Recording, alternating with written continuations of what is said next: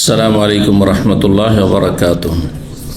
إن الحمد لله نحمده ونستعينه ونستغفره ونعوذ بالله من شرور أنفسنا ومن سيئات أعمالنا. من يهده الله فلا مضل له ومن يضلل فلا هادي له. وأشهد أن لا إله إلا الله وحده لا شريك له وأشهد أن محمدا عبده ورسوله صلى الله تعالى عليه وعلى آله وصحبه وسلم تسليما كثيرا. أما بعد فقد قال الإمام البخاري رحمه الله تعالى باب من نكت العود في الماء والطين. قال حدثنا مسدد قال حدثنا يحيى عن عثمان بن غياث قال حدثنا أبو عثمان عن أبي موسى أنه كان مع النبي صلى الله عليه وسلم في حائط من حيطان المدينة وفي يد النبي صلى الله عليه وسلم عود يضرب به بين الماء والطين. الحديث. সম্মানিত ভাতৃমণ্ডলী, আল্লাহ রাব্বুল আলামিনের প্রশংসা এবং প্রিয় নবী সাল্লাল্লাহু আলাইহি সাল্লামের উপর সালাত ও সালামের পর আজ মঙ্গলবার 29শে শাবান আমরা সন্ধ্যায় শেষ করেই রমজান মোবারকের চাঁদ দেখার সংবাদ পেয়েছি সৌদি আরবে। বলুন আলহামদুলিল্লাহ। আল্লাহ রাব্বুল আলামিন যেন আমাদেরকে এই রমজান মাসকে ভালো কাজে, ভালো কথায়, তার ইবাদত বন্দেগীতে, তার সন্তুষ্টির কথা কাজে লাগাবার তৌফিক দান করেন এবং আল্লাহ রাব্বুল আলামিন তার অসন্তুষ্টির কথা কাজ থেকে আমাদেরকে সব সময় বেঁচে থাকার তৌফিক দান করেন। এই রমজানকে আল্লাহ রাব্বুল আলামিন আমাদের জন্য যেন সার্বিক দিক থেকে বরকতপূর্ণ করেন। পুরো মুসলিম উম্মাহকে আল্লাহ রাব্বুল আলামিন এই রমজান মাসের নেক আমলের ওসিলায় যেন সম্মানিত করেন এবং যারা বিপদগামী, পথভ্রষ্ট, তাদেরকে আল্লাহ হিদায়াত দান করেন। যারা মন্দ তাদেরকে আল্লাহ দূর করেন। এই উম্মার জন্য, ইসলামের জন্য যারা মন্দ তাদেরকে আল্লাহ যেন দূর করেন। আর যারা ইসলামের জন্য, মুসলিম ভাই বোনদের জন্য কল্যাণকর, ভালো মঙ্গল, আল্লাহ তাদেরকে সম্মানিত করেন, শক্তিশালী করেন। আল্লাহ রাব্বুল আলামিন আপনাদের, আমাদের সকলকে, সকল মুসলিমকে আল্লাহ সৎ নেতৃত্ব দান করেন। অসৎ নেতৃত্ব, অসৎ নেতাদের অনিষ্ট থেকে আল্লাহ হেফাজত করেন। আল্লাহ রাব্বুল আলামিন তাদের কল্যাণ দান করেন এবং তাদের অনিষ্ট থেকে আল্লাহ হেফাজত করেন। আল্লাহুম্মা ইন্না নাসআলুকা খাইরাহুম ওয়া নাউযু বিকা মিন শাররিহিম। এই রমজানুল মুবারক এর সাথে আল্লাহ বহু রমজান আমাদেরকে পাওয়ার তৌফিক দান করেন, সুস্থতার সাথে, ঈমানের সাথে, সততার সাথে। এবং আল্লাহ রাব্বুল আলামিন এই রমজান মুবারকের মাধ্যমে আল্লাহ যেন আমাদের দুনিয়া এবং আখিরাতের সার্বিক কল্যাণ, রহমত, বরকত দান করেন। জাহান্নামের আযাব থেকে আল্লাহ মুক্ত করেন। জান্নাতুল ফিরদৌস আমাদের জন্য অবধারিত করেন। আজকে তাহলে পহেলা রমজান আমাদের শুরু হয়েছে আর প্রথম তারাবি আপনারা পড়লেন। আমাদের ধারাবাহিক আলোচনা কিতাবুল আদব, শিষ্টাচার বা আচার ব্যবহার আপনার যে পর্ব চলে আসছে, তার আজকে সর্বশেষ পর্ব, পর্ব নম্বর 28। অল্প কয়েকটি হাদিস রয়েছে এবং কয়েকটি অধ্যায় রয়েছে। ইনশাআল্লাহ তাআলা আমরা অল্প সময়ে শেষ করব। আল্লাহ রাব্বুল আলামিন যেন কবুল করেন। বলছেন ইমাম বুখারী রাহিমাহুল্লাহ এই কিতাবুল আদব, আচার ব্যবহার পর্বের অধ্যায় নম্বর 119-এ বাবু মান নাকাতাল উদা ফিল মাই ওয়াত্তিন। এই অধ্যায় হচ্ছে কোনো ব্যক্তি যদি পানি বা কাদায় লাকড়ি, কাঠি দিয়ে, খড়ি দিয়ে খোঁচা দেয় বা আঘাত করে, তো এটি জায়েজ না এটি অসার, ফালতু কাজ? জি। শরীয়তের বিধান কি? কারণ ইসলামে প্রতিটি বিষয়ের হুকুম আহকাম অবশ্য রয়েছে। হয় কাজটি জায়েজ, আর না হলে না জায়েজ, না হয় মাকরুহ। হ্যাঁ, অসার, লঘু যদি অসার কাজ হয় তো অসার কথা কাজ, সেটি যেহেতু আল্লাহ পছন্দ করেন না, সেজন্য সেটি কমপক্ষে মাকরুহ, অপছন্দনীয়। আল্লাযীনা আনিল লাগwi মুরিদুন। ইমাম বুখারী রাহিমাহুল্লাহ এই জন্য অধ্যায় নিয়ে এসেছেন যে মানুষ অনেক সময় বসে থাকে, দেখা যায় বসে আছে, কোনো কিছু চিন্তা করছে। চিন্তা করা অথবা কোনো কিছু নিয়ে ভাবা, ভালোই হোক আর মন্দ হোক, ব্যক্তি জীবন হোক অথবা অন্য কোনো ক্ষেত্রে হোক, পরকাল সম্পর্কে অনেক সময় চিন্তাশীল হতে গিয়েও মানুষের চলাফেরা অথবা কাজকর্ম দেখে বোঝা যায় যে লোকটি চিন্তাশীল। যেমন আমাদের সমাজে আপনারা জানেন যে মানুষ যদি কেউ গালে হাত দিয়ে থাকে, হ্যাঁ, তো কিভাবে মাথায় যদি হাত দিয়ে থাকে, হ্যাঁ, দুশ্চিন্তা আছে, তাই না? যদি আঙ্গুলে কামড় দেয়, হ্যাঁ, আক্ষেপ বুঝায়, তাহলে এগুলি হচ্ছে লক্ষণ। হ্যাঁ, ওই রকমই অনেক সময় বসে আছেন আর হয়তো, হ্যাঁ, মাটি খোঁচাচ্ছেন না, সে হাতের আঙ্গুল দিয়ে হোক অথবা কোনো আপনার হাতে কাঠি আছে, লকড়ি আছে, তা দিয়ে হোক। তো এই ধরনের কাজগুলি মানুষ মাঝে মধ্যে করে থাকে। এটি অসার কাজ নাকি জায়েজ? জায়েজ প্রমাণ করার জন্য হাদিস নিয়ে এসেছেন ইমাম বুখারী রাহিমাহুল্লাহ। ৬২১৬ নম্বর হাদিস বর্ণনা করেছেন আবু মুসা আশআরী রাদিয়াল্লাহু তাআলা আনহু। তিনি বলেন, আন্নাহু কানা মা নবী সাল্লাল্লাহু আলাইহি ওয়াসাল্লাম ফি হায়াতি মিন হাইতানিল মদিনা। তিনি নবী সাল্লাল্লাহু আলাইহি ওয়াসাল্লামের সাথে মদিনার বাগানগুলির কোন একটি বাগানে ছিলেন, যে বাগানগুলি প্রাচীর দিয়ে ঘেরা, সেগুলিকে হায়েত বলা হয়। হায়েত মানে বুস্তান। বাগান দুই রকম, প্রাচীর দিয়ে ঘেরা বাগান, যেটা আগের যুগে হইত। এখন যে মাজরা ফার্মগুলো সৌদি আরবে আছে, সবগুলি কিন্তু প্রায় ঘেরা থাকে। প্রায়গুলি কি থাকে? প্রাচীর দিয়ে বা কাঁটা তার দিয়ে ঘেরা থাকে সুরক্ষার জন্য। হায়েত মানে দেয়াল, আর দেয়াল দিয়ে ঘেরা হইতো, সেজন্য হায়েত মানে দেয়াল না, এই যে ওয়ালকে, সে বাড়ি ঘরের ওয়াল হোক আর এমনি কোনো কিছু ঘেরা হোক, সেটাকে হায়েত বলা হয়। এখান থেকে হায়েত মানে ঘেরা বাগান, যে বাগানকে কি করা রয়েছে? প্রাচীর দিয়ে ঘেরা রয়েছে, সুরক্ষিত করা রয়েছে। এইরকম বাগানে ছিলেন নবী সাল্লাল্লাহু আলাইহি ওয়াসাল্লাম, তার সাথে আবু মুসা আশআরীও ছিলেন। ওফি ইয়াদিন নবী ওদুন, নবী সাল্লাল্লাহু আলাইহি ওয়াসাল্লামের হাতে সেই সময় একটি লাকড়ি কাঠি ছিল।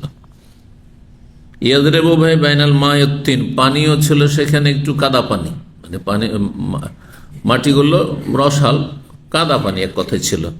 সেখানে নবী সাল্লাল্লাহু আলাইহি ওয়াসাল্লাম আঘাত করছিলেন, হালকা আঘাত করছিলেন। যারা বাজারে মারা, কিন্তু এখানে মারা তো আর মানুষকে মারে, হ্যাঁ, বা কোনো পশুকে প্রাণীকে মারে, কিন্তু যেহেতু মাটিতে, এই জন্য আঘাত করার অর্থ করলাম। আর আঘাত করো মারা। ফাজা রাজুলুন, সেই সময় জনৈক ব্যক্তি আসলো, ইয়াস্তাফতিহু, আর সে বাগানের দরজা খোলা তলব করল, খুলতে বলল যে খোলেন, আমি প্রবেশ করব, অনুমতি চাইল। কে? তিনি আসছে।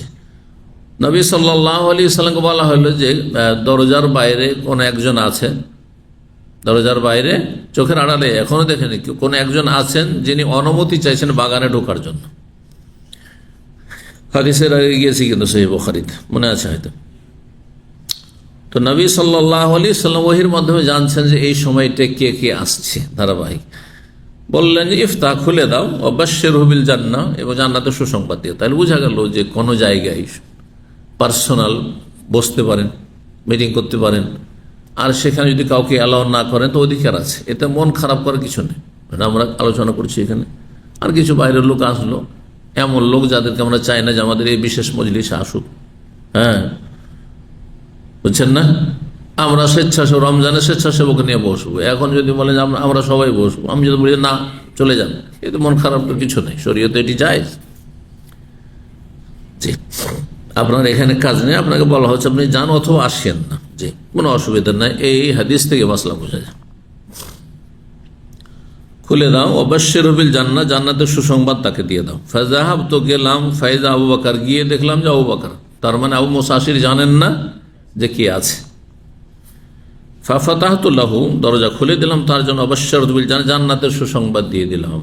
তাহলে এই সমস্ত সাহাবায়ে কেরাম রাদিয়াল্লাহু তাআলা, খোলাফায়ে রাশিদিন, তাদের জন্য জান্নাতের সুসংবাদ তাদের জীবদ্দশায় দেওয়া হয়েছে, বহু হাদিস দ্বারা প্রমাণিত।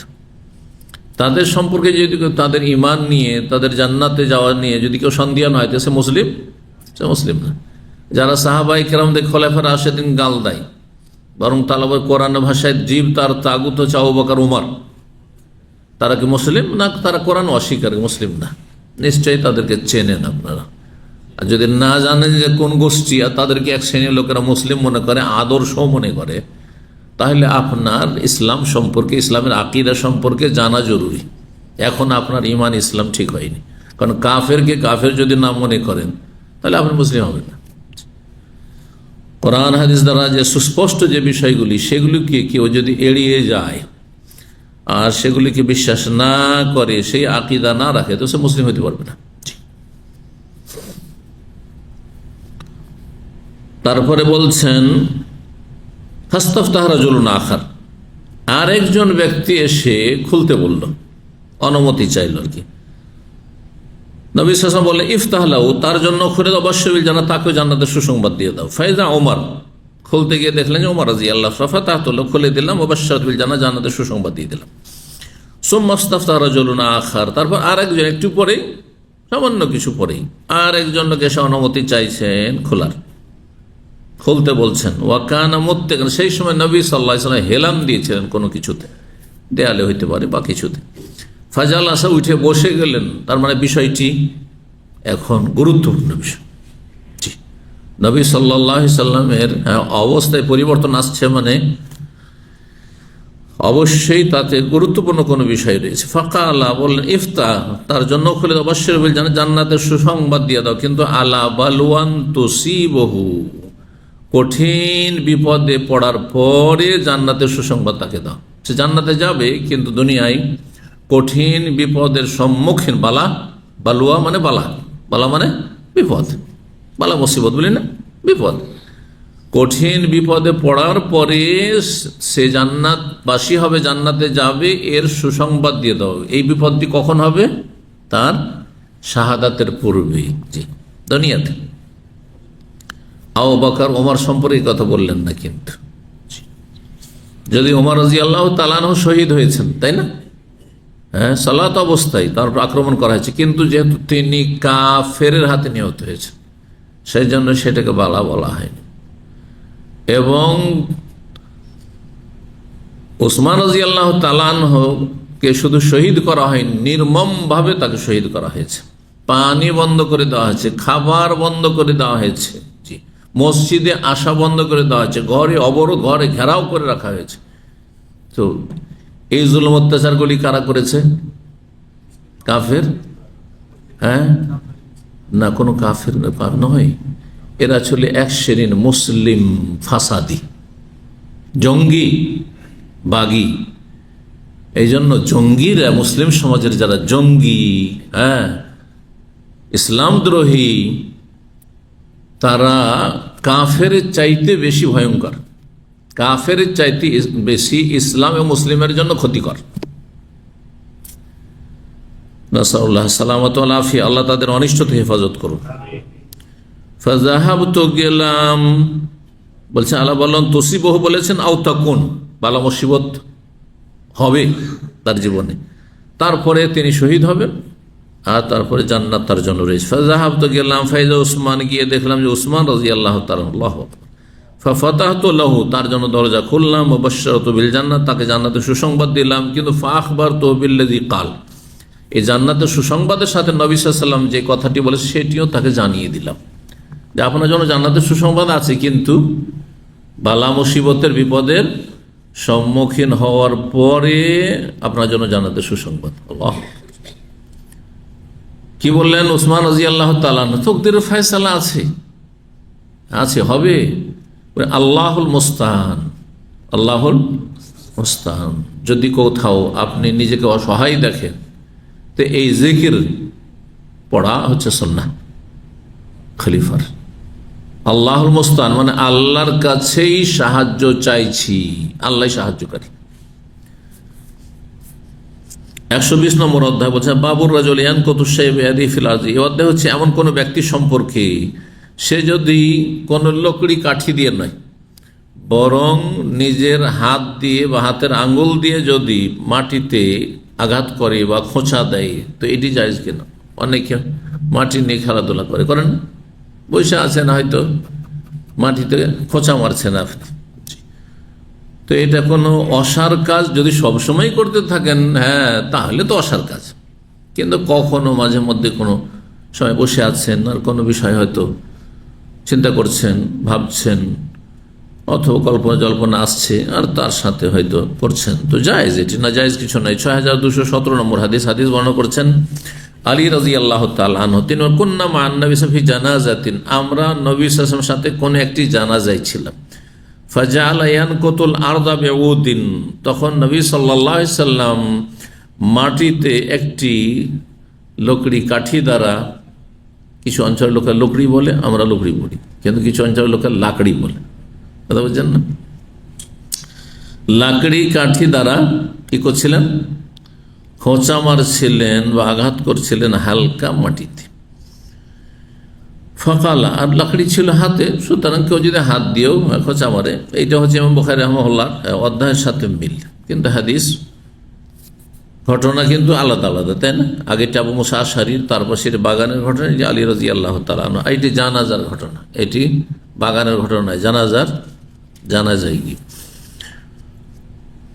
ফাকালা, বললেন নবী সাল্লাল্লাহু আলাইহি সাল্লাম, লাইসা মিনকুম মিন আহাদিন, তোমাদের মধ্যে এমন কোন ব্যক্তি নেই, ইল্লা ওয়াকাদ ফুরিগা মিন মাকাদিহি মিনাল জান্নাতি ওয়ান নার, তার স্থান জান্নাতে না জাহান্নামে, এই বিষয় থেকে আল্লাহ বিষয়টিকে চূড়ান্ত করে আল্লাহ অবসর হয়ে গেছেন, মানে এই কাজটি আল্লাহ করে ফেলেছেন অলরেডি, যে কে জান্নাতি কে জাহান্নামী, তকদিরে আল্লাহ রাব্বুল এটি চূড়ান্ত ফয়সালা করে রেখেছেন আসমান জমির সৃষ্টি 50,000 বছর আগে, কে জান্নাতি কে জাহান্নামী।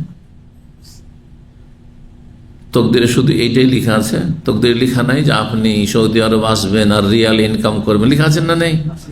তো যদি এই কথা এই হাদিসটির জন্য যদি বলেন, তাহলে আমল করে কি হবে? যদি আমার তকদিরেই জাহান্নামে লেখা থাকে, তো লেখা থাকে, তো আমি কি করে জান্নাত পাবো? তো তকদির তো সবই তকদির না লেখা আছে, বুঝছেন না? আপনার দুনিয়ার তকদির গুলো তো লেখা আছে, হ্যাঁ, আপনার হায়াতেরও তো তকদির লেখা আছে আসমান জমির শেষ 50,000 বছর আগে। তাহলে আপনি কেন বলেন না যে তকদিরে যদি অ্যাক্সিডেন্ট থাকতে হবে, না হলে হবে না, আর গাড়ির সামনে শুয়ে গেলেন, হ্যাঁ, ট্রেন আসছে শুয়ে যান, করবেন? তকদিরে যদি রিয়াল থাকে, তো আমার দরকার কি কষ্ট করে ভিসা কেন, আর এই মেডিকেল করো, আর এত কষ্ট করো, আর দালাল ধরো, ভিসা তলাশ করে এত পেরেশানি উঠাবে, দরকারটা কি? তারপরে কাজকর্ম করার দরকারটা কি? বাসায় নাকে তেল দিয়ে ঘুমাই, রিয়াল চলে আসবে। দুনিয়ার বেলা তো যদি বলিও যে আসবে, তবুও বিশ্বাস করবেন না, আর আপনি আমার কথা মানবেন না। কে মানবে? পাগল ছাড়া কেউ করবেন না।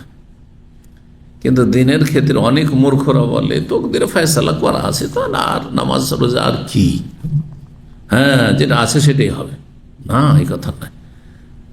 আপনি ভালো আমল করছেন না, তার মানে আপনার তকদিরে জাহান্নাম আছে। আপনি গুনাহ থেকে বাঁচছেন না, মানে আপনার তকদিরে জাহান্নাম আছে। এটি হচ্ছে লক্ষণ। আপনি লক্ষণ কেন খারাপ করছেন? তারপরে তকদিরে লেখা আছে মানে আমরা কি নিরুপায়, বাধ্য, হ্যাঁ, পাথরের মতো? হ্যাঁ, না, পাথর যেমন যেখানে পড়ে আছে থাকবে, কিয়ামত পর্যন্ত কেউ যদি নাড়াচাড়া না করে ওখানেই পড়ে থাকবে, ঠিক না? আপনি কি তেমন স্বেচ্ছায়, হ্যাঁ, এসা সালাত পড়লেন, তারাবি পড়লেন, যারা পড়া, তারপরে স্বেচ্ছায় তারাই পড়ে অধিকাংশ লোক সব চলে গেছে, আর আপনার অল্প কয়েকজন আলহামদুলিল্লাহ এখানে স্বাধীনভাবে লিফটে সিঁড়িতে বিভিন্নভাবে উঠে এখানে এসেছেন 5 তলে, আর তারপরে এখানে ধরছে বসছেন, নাকি পাথর মতো বেঁধে নিয়েছি কেউ এখানে ফেলে দিয়ে গেছে, আর উঠতে পারছেন না, এখন উঠতে পারবেন না? তাহলে বোঝা গেল যে তকদিরের ফয়সালা চূড়ান্ত হওয়ার সাথে সাথে আমাদেরকে আল্লাহ কি দিয়েছেন? নিজের স্বাধীনতা দিয়েছেন। সীমিত আকারে মানুষের স্বাধীনতা রয়েছে, গায়ে যতটা জোর আছে অতটা স্বাধীনতা আল্লাহ দিয়ে রেখেছে, ভালো আমল করারও আর মন্দ কাজ করারও। আর এর উপরে হিসাব নিকাশ, এর উপরে জান্নাত জাহান্নামের ফয়সালা। ফাকালু, লোকেরা তখন বললেন, আফালা নাত্তাকিলু, তাহলে কি আমরা এই তকদিরে যে চূড়ান্ত ফয়সালা, এর ওপর কি আস্থা ভরসা করে নেব না? যা আছে জান্নাত থাকলে পাবো, এটাই করবো, আমল ছেড়ে দেবো? ওয়ানাদাউল আমাল, ওনার আমল করা ছেড়ে দেবো?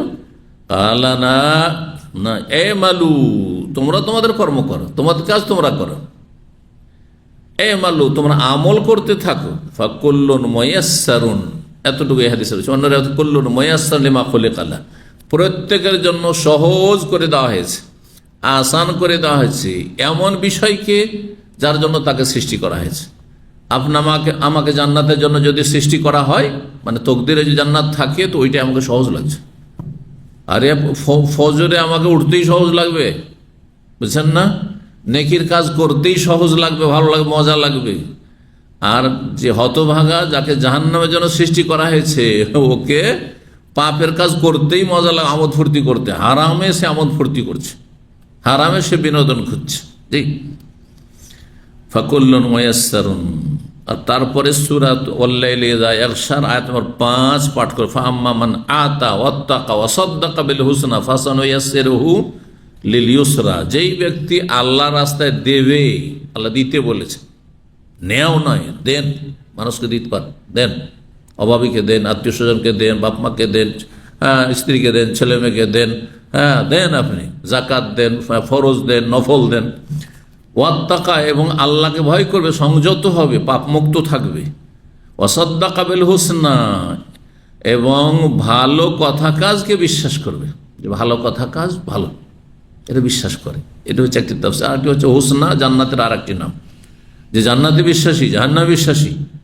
ফাসানুয়াসসিরুহু লিল ইউসরা, আল্লাহ বলছেন যে এই শ্রেণীর লোকের জন্য জান্নাতের রাস্তাকে সহজ করে দেব। ইউসরা, জান্নাতের রাস্তা সহজ, কিন্তু সেটাকে মানুষ কঠিন যখন করে দিয়েছে, বিভিন্ন পাপে জড়িয়ে গিয়ে, তখন কঠিন হয়েছে। না হলে এতে যে শান্তি আছে, দেখেন, যে কোনো ভালো কাজে একটা শান্তি আছে, মানসিক শান্তি আছে, শারীরিক শান্তি আছে। আপনি বাজারে বসে থাকেন আর মসজিদে বসে থাকেন, কে বেশি শান্তি পায়? আপনি নিজের জীবনে 1 ঘন্টা মসজিদে বসেন আর 1 ঘন্টা বাজারে বসেন, কোন সময় বেশি শান্তি পেয়েছেন?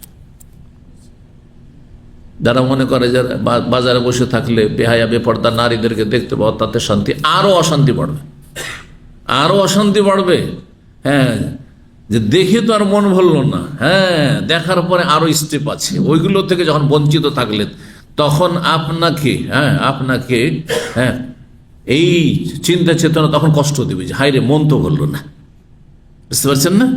জি, কেউ মদ খেয়ে, গাঁজা, হিরোইন খেয়ে শান্তি পেয়েছে?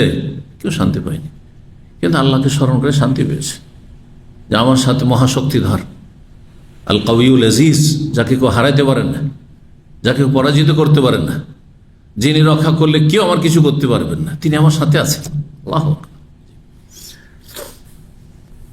ফাসানুয়াসসিরুহু লিল ইউসরা, সহজ পথকে আমি তার জন্য সহজ করে দেব। 121 নম্বর অধ্যায় হচ্ছে বাবু তাকবীর ওয়া তাসবিহ ইনদা তা'জ্জুব। অধ্যায় হচ্ছে আশ্চর্য হলে তাকবীর পাঠ করা বা তাসবিহ পাঠ করা। হ্যাঁ, কোনো বিস্ময়কর বিষয় যদি হয়, অবাক হয়েছেন, আল্লাহু আকবার, সুবহানাল্লাহ, হ্যাঁ, এটি বলা সুন্নাত, দুটোই বলা সুন্নাত। আল্লাহু আকবার বলেন অথবা সুবহানাল্লাহ বলেন, কিন্তু আশ্চর্যের বিষয় হইতে হবে, এখন আমাদের দেশে বেদাতি মাহফিলগুলিতে শিরক কুফরির ওয়াজ হয় কেরামতির নামে। এই অমুক পীরে কিবলার এই কেরামতি, সেই কেরামতি, আর সুবহানাল্লাহ সুবহানাল্লাহ, এটা মূর্খ, গণ্ড, কথা বুঝতে পারছেন না? আশ্চর্য হওয়ার বিষয় হইতে হবে। হ্যাঁ, সত্য কথার ওপর আশ্চর্যজনক বিষয়, আর সত্য কথা, কোরআন এবং হাদিসের কথা, অথবা নিঃসন্দেহে সেটি সত্য। আল্লাহর ওলি হওয়ার জন্য বৈশিষ্ট্য জড়িয়েছে ঈমান এবং তাকওয়া, সেগুলি তাদের মধ্যে ছিল। তাকওয়া সবচেয়ে বড় বেঁচে থাকা হচ্ছে শিরক থেকে বেঁচে থাকা, কুফরি থেকে বেঁচে থাকা। আর এদের আকীদা, সুফিদের আকীদাতে শিরক বেদাতে ভরা, তাদের কি করে কেরামতি হইতে পারে? মোটেই কেরামতি নয় এগুলো। জি, শয়তানের খেলা তাদের সাথে হচ্ছে, হ্যাঁ, অথবা জাদু টোনা, জি, এগুলি তাদের, শয়তান তাদের সাহায্য করে থাকে। আর তারপরে মিথ্যার ছড়াছড়ি, তার সাথে মিথ্যার ছড়াছড়ি, আল্লাহ হেফাজত করুন। আশ্চর্য হওয়ার বিষয় যেখানে সেখানে কেউ যদি তাকবীর পাঠ করে, আল্লাহু আকবার বলে বা সুবহানাল্লাহ বলে, সেটা শরীয়ত সম্মত, সুন্নাহ দ্বারা প্রমাণিত। 6218 নম্বর হাদিস বর্ণনা করেছেন হিন্দ বিনতুল হারিস, তিনি বলেন, আন্না উম্মা সালামা রাদিয়াল্লাহু তাআলা, উম্মে সালামা রাদিয়াল্লাহু তাআলা আনহা বললেন, তিনি হাদিস বর্ণনা করে, উম্মুল মুমিনিন তিনি বলছেন, ইস্তাইকাযান নবী সাল্লাল্লাহু আলাইহি ওয়াসাল্লাম, একদিন নবী সাল্লাল্লাহু আলাইহি ওয়াসাল্লাম ঘুম থেকে জেগে উঠলেন, জাগ্রত হলেন, আর জেগেই বলছেন সুবহানাল্লাহ। হ্যাঁ, আপনি একদিন আশ্চর্য স্বপ্ন দেখেছেন, তার অবাক করা স্বপ্ন দেখেছেন, আর ঘুম ভাঙার পরে বলছে সুবহানাল্লাহ বলতে পারেন। সুবহানাল্লাহ, মাযা উনজিলা মিনাল খাযাইনি ওয়া মাযা উনজিলা মিনাল ফিতানি। আজকের রাতে, অন্য রিওয়ায়াত রয়েছে যে আজকের রাতে, আল্লাইলা কথাটি রয়েছে, আজকের রাতে আমি স্বপ্ন যোগে যা দেখলাম, কত না ভান্ডার, মানে রহমতের ভান্ডার, বরকতের ভান্ডার, হ্যাঁ, কত না ভান্ডার আল্লাহর পক্ষ থেকে, আসমান থেকে নাজিল হয়েছে। বহু তাহলে আল্লাহর রহমত, বরকত আর বিভিন্ন রকমের বিষয়ে কাউকে আল্লাহ সম্মানিত করছেন, কাউকে লাঞ্ছিত করছেন, কাউকে আল্লাহ রব্বুল অভাবমুক্ত করছেন, কাউকে আল্লাহ সুখী করছেন, কাউকে হাসাচ্ছেন, কাউকে কাঁদাচ্ছেন, সব ফয়সালা আকাশ থেকে হচ্ছে। তো এই ভান্ডারগুলি, রহমত বরকতের কত না ভান্ডার আজকে নাজেল হয়েছে, নেমে এসেছে জমিনে।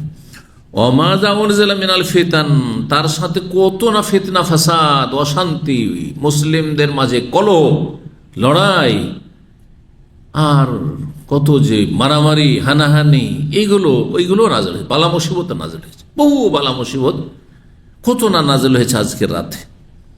তারপরে রাসূল বললেন মাইয়ুকিযু সাওয়াহিবাল হুজার বা হুজরাত, অন্য রিওয়ায়াতে রয়েছে হুজরাতুনের বহু বচন, হুজরা মানে কক্ষ, রুম। তো নবী সাল্লাল্লাহু আলাইহি ওয়াসাল্লামের সহধর্মিণীগণ সেই সময় ঘুমাচ্ছিলেন রাতের বেলা। নবী সাল্লাল্লাহু আলাইহি ওয়াসাল্লামের গভীর রাতে ঘুম ভেঙেছে। ঘুম ভাঙার পরে তিনি উম্মে সালমার বাড়িতেই নিশ্চয় ছিলেন, নাহলে উম্মে সালমা কি করে বর্ণনা করলেন, অথবা তার নবী সাল্লাল্লাহু আলাইহি ওয়াসাল্লামের কাছে শুনেছেন, ছিলেন হয়তো সেখানে। নবী সাল্লাল্লাহু আলাইহি ওয়াসাল্লাম কি বললেন, তাহলে অনেক ধর্মময় ভান্ডার আজকে রাত্রে নাজল হয়েছে, অনেক রহমত বরকতের ভান্ডার নাজল হয়েছে, আর ফিতনাও নেমে এসেছে আসমানে, বালা মুসিবত, মেলা বালা মুসিবত এসেছে। ভবিষ্যতে যে বালা মুসিবতগুলি আসতে যাচ্ছে সেদিকে ইঙ্গিত করেছেন নবী সাল্লাল্লাহু আলাইহি ওয়াসাল্লাম। মুসলিমদের মাঝে যে কলহ শুরু হয়েছে, জি, আলী রাদিয়াল্লাহু তাআলা আনহু, মুআবিয়া রাদিয়াল্লাহু তাআলা, আর তারপর যে জুলম অত্যাচারগুলি বিভিন্ন, তার আগে ওমর রাদিয়াল্লাহু শহীদ হয়ে যাওয়া, ওসমান রাদিয়াল্লাহু শহীদ হওয়া, আলী রাদিয়াল্লাহু তাআলা খারিজি জঙ্গিদের হাতে শহীদ হওয়া, হোসেন রাদিয়াল্লাহু শহীদ হওয়া, হাসান রাদিয়াল্লাহু তাকে 20 দিয়ে শহীদ হওয়া, আর তারপরে আপোষের যে লড়াই বিবাদ আর চলতে আছে, আর বাড়তে আছে, কত যে বালা মুসিবত নাযিল হয়েছে। এই ভবিষ্যৎবাণীর কথা নবী সাল্লাল্লাহু আলাইহি সাল্লাম বললেন, তাহলে ওহীর মাধ্যমে জেনেছেন। এই সময় যখন আল্লাহর অনেক ভান্ডার নাজেল হচ্ছে যেগুলি আমাদের প্রয়োজন, আর অনেক বালা মুসিবত নাজেল হচ্ছে, তাহলে সেগুলোতে আল্লাহর কাছে আশ্রয় চাইতে হবে। তাহলে এই সময় ঘুমিয়ে থাকলে হবে, কি করতে হবে? আল্লাহর কাছে দোয়া করতে হবে।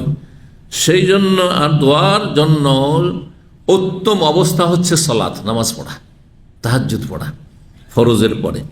তাই বলছে মাইয়ুকিযু সাওয়াহিবাল হুজার, এই কক্ষে বা এই ঘরে যে মহিলারা ঘুমিয়ে রয়েছে তাদেরকে কে জাগাবে? এদেরকে জাগিয়ে দাও, এরা তাহাজ্জুদ পড়ুক, এরা দোয়া করুক রবের কাছে, যাতে বালা মুসিবত থেকে আল্লাহ হেফাজতে রাখেন। ঠিক, মাইয়ুকিযু সাওয়াহিবাল হুজার, সাওয়াহিব সাহেবাতুনের বহুবচন। ঘরে অবস্থানকারী মহিলাদের কে জাগিয়ে দেবে?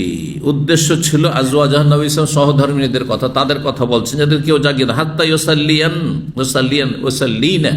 যাতে করে তারা সালাত আদায় করে। কেন? এমন একটা সময় আসছে, দুনিয়া শেষ হয়ে যাবে, আর তারপর আখিরাত আল্লাহর সামনে হাজির হইতে হবে। দুনিয়া থেকে বেশি যদি নেকির সম্বল না নিয়ে যেতে পারেন, আখিরাতে আমলবিহীন অবস্থায় আল্লাহর সামনে খালি হাতে উঠতে হবে। আর তখন আল্লাহ রাব্বুল আলামিনের আযাবে তখন আপতিত হবে, আযাব এসে আপতিত হবে, আযাবের সম্মুখীন হইতে হবে। বলছে রুব্বা কাসিয়াতিন ফিদ দুনিয়া, কারণ দুনিয়ায় বহু বস্ত্র পরিধানকারিণী, বস্ত্র পরিহিতা, দুনিয়াতে পার্থিব জগতে বহু বস্ত্র পরিহিতা মহিলারা, যারা দুনিয়াতে কাপড়ের অভাব ছিল না, ভালো ভালো তার কাপড় ছিল, অনেক কাপড় ছিল, সুন্দর সুন্দর কাপড় ছিল, কিন্তু আরিয়াতিন ফিল আখিরা, পরকালে তারা বিবস্ত্র হবে। বিবস্ত্র হবে মানে আমলবিহীন হবে। বস্ত্র বলে এখানে আমলকে উদ্দেশ্য করা হয়েছে।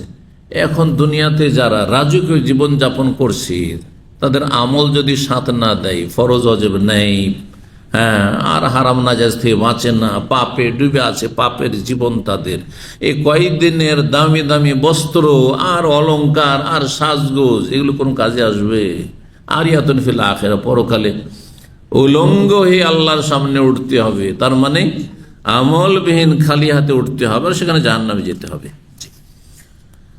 এখানে সুবহানাল্লাহ বলেছেন নবী সাল্লাল্লাহু আলাইহি ওয়াসাল্লাম। ওমর রাদিয়াল্লাহু তাআলা আরেকটি হাদিস বর্ণনা করেন, তার থেকে বর্ণনা করেছেন ইবনে আব্বাস, কুলতু লিন-নবী, আমি নবী সাল্লাল্লাহু আলাইহি ওয়াসাল্লামকে বললাম, ওমর বলছেন, তাল্লাকতা নিসাআকা, যখন নবী সাল্লাল্লাহু আলাইহি ওয়াসাল্লাম বিবিদের ওপর কোনো বিষয়ে অসন্তুষ্ট হয়ে কি করেছিলেন, ইলা করেছিলেন, 1 মাসের জন্য কসম করেছে 1 মাস ওদের ঘরে যাব না, আর বিশেষ একটি কক্ষে নবী সাল্লাল্লাহু আলাইহি ওয়াসাল্লাম অবস্থান করছিলেন। ইলার ঘটনা এর আগে আলোচনায় এসছে, ধারাবাহিক আলোচনায়।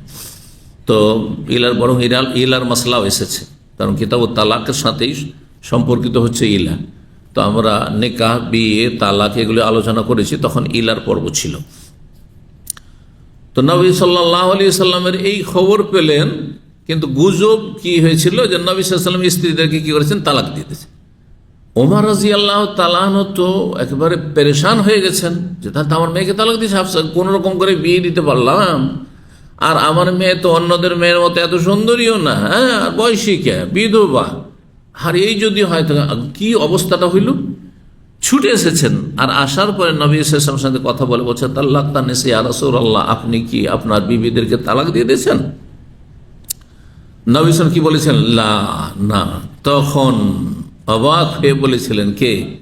ওমর রাদিয়াল্লাহু তাআলা। আল্লাহু আকবার, আল্লাহু আকবার।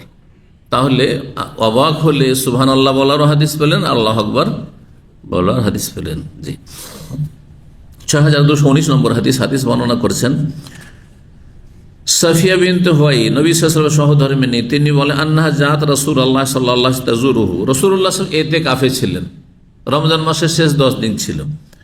আর সেই সময় রাতের বেলা সাফিয়া রাদিয়াল্লাহু তাআলা আনহা স্বামীর সাথে দেখা করার জন্য ইতিকাফের জায়গায় মসজিদে এসেছেন। তাহলে ইতিকাফ অবস্থায় স্ত্রী স্বামীর সাথে দেখা করতে যেতে পারে। স্ত্রী যদি স্বামীর সাথে দেখা করতে যেতে পারে, তাহলে ভাই বোন, আত্মীয় স্বজন, অথবা যখন মহিলাই যেতে পারে, স্ত্রী হোক অথবা অন্য কেউ হোক, তাহলে পুরুষ লোকেরা কেউ কারোর সাথে দেখা করতে যেতে পারে। আমি ইতিকাফ আছি আর আমার ছাত্ররা যদি আপনারা দেখা করতে আসেন, জায়েজ নয়? কিন্তু ইতিকাফ সম্পর্কে আমাদের দেশের অধিকাংশ লোকের ভুল ধারণা, ইতিকাফ মানে কোনো মানুষের সাথে কথা বলা যাবে না, একেবারে ভুল কথা। আচ্ছা, স্ত্রী স্বামীর সাথে দেখা করতে গেছে, শুধু দিনের কথাই আলোচনা হবে? হ্যাঁ, কেমন আছেন, ভালো আছেন, শরীর কেমন আছে, কি অবস্থা, এগুলো আলোচনা হবে না? তাহলে এগুলো কথা, তাহলে ইতিকাফে যিনি আছেন তার সাথে কেউ এসে জিজ্ঞাসা করে কেমন আছেন, ভালো আছেন, আল্লাহ ভালো রাখুন, কি খবর, বলা যাবে না? হ্যাঁ, ব্যবসা বাণিজ্যের গল্প করা যাবে না। ব্যবসা বাণিজ্যের গল্প করবেন, ওই আপনার মাঠে জমি জায়গা কৃষিকাজের গল্প করবেন, এগুলো চলবেন না। ডিউটির গল্প করবেন, এগুলো ঠিক নয়। কিন্তু শরীর স্বাস্থ্য ইত্যাদি, হ্যাঁ, এগুলো দুনিয়া গল্প করতে পারেন, কোনো অসুবিধা নেই।